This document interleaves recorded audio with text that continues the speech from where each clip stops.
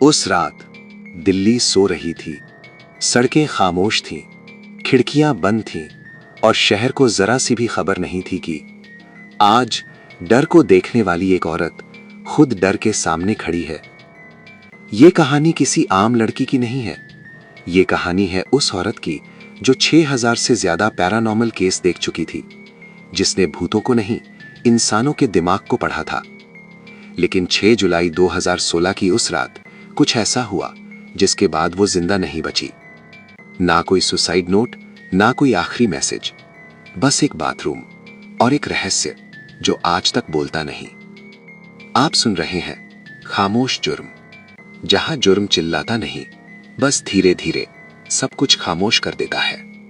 6 जुलाई 2016 ये वो रात थी जब भारत की सबसे निडर पैरानॉर्मल इन्वेस्टिगेटर पहली बार डरी थी। उस लड़की का नाम था अनन्या मेहरा, एक ऐसी औरत जिसने 6500 से ज्यादा पैरानॉर्मल इन्वेस्टिगेशंस किए थे। भूत, साया, आत्मा, शैतानी ताकतें, सब कुछ देखा था। लेकिन उस रात कुछ ऐसा देखा जिसने उसे अंदर से तोड़ दिया। आज की ये कहानी उसके आखिरी केस की है। उस केस के बाद वो जिंदा नहीं रही। 2009 में अनन्या मेहरा ने Indian paranormal research collective IPRC की शुरुआत की। उसका एक ही उसूल था, पहले दिमाग फिर भूत। वो कभी सीधे एग्जॉर्सिज्म नहीं करती थी, पहले मेडिकल रिपोर्ट फिर साइकोलॉजिकल एनालिसिस, और अगर सब फेल हो जाए तभी पैरानॉर्मल एंगल। लेकिन ये केस बाकी सबसे अलग था। दिल्ली, जनकपुरी। फोन के उस पार एक टूटे हुए पिता की आवाज थी। मैडम, मेरी बेटी, वो अब इंसान जैसी नहीं रही। कॉल रूटीन थी, लेकिन आवाज बहुत ज्यादा डेस्परेट। अनन्या उस दिन जाने वाली नहीं थी। पिछले कुछ हफ्तों से वो गंभीर डिप्रेशन में थी। उसने अपनी टीम से कहा, तुम लोग जाओ, मैं नहीं आ पाऊंगी।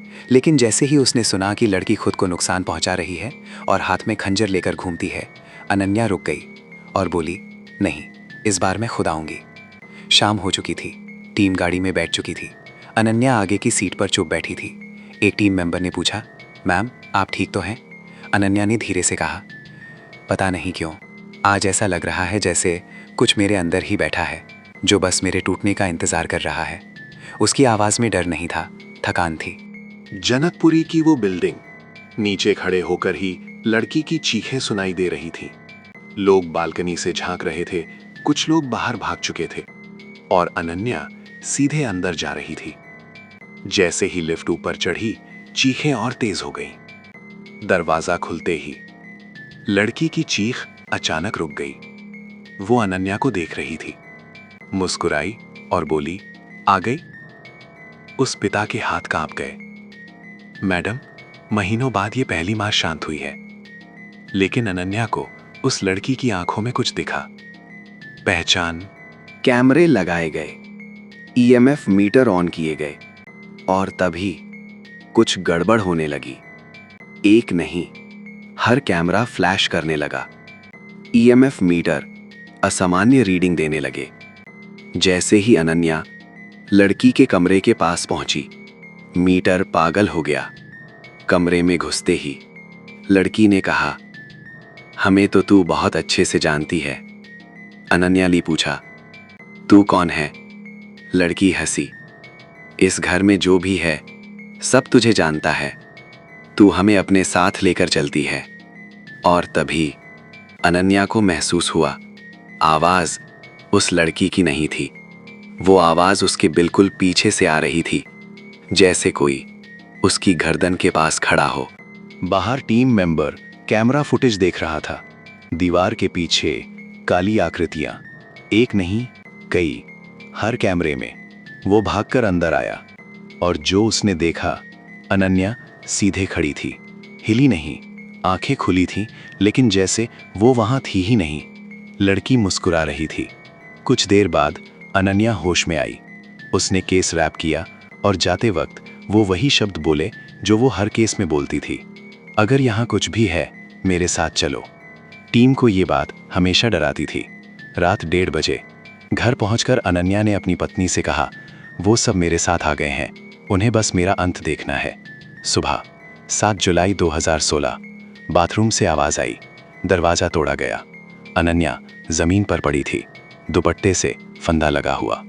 पुलिस ने कहा सुइसाइड, पर परिवार का कहना था वो डरी हुई थी, किसी से भाग रही थी। आज भी उस आखिरी केस की सच्चाई उसके साथ ही दफन है। कुछ लोग अंधेरे को देखने जाते हैं, कुछ लोग अंधेरे से लड़ने, और कुछ अंधेरे को अपने साथ ले आते हैं। कुछ केस फाइल में बंद हो जाते हैं, कुछ केस अदालत में ख़त्म हो जाते हैं, लेकिन कुछ केस इंसान के साथ कब्र तक चले जाते हैं। उस लड़की का आखिरी केस आज भी अधूरा है, शायद इसलिए क्योंकि हर सवाल का जवाब इस दुनिया में नहीं होता, और शायद इसलिए भी क्योंकि कुछ जुर्म इतने खामोश होते हैं कि मरने के बाद भी अपनी आवाज़ छोड़ जाते हैं। अगर आपको लगता है कि ये सिर्फ एक कहानी थी, तो आप सुरक्षित हैं। लेकिन अगर आपको लगा कि कुछ पल के लिए कमरे की हवा बदल गई थी, तो समझ लीजिए खामोश जुर्म आप तक पहुंच चुका है। अगली फाइल के साथ फिर मिलेंगे। तब तक दरवाजे बंद रखें और खामोशी को हल्के में मत लेना। खामोश जुर्म।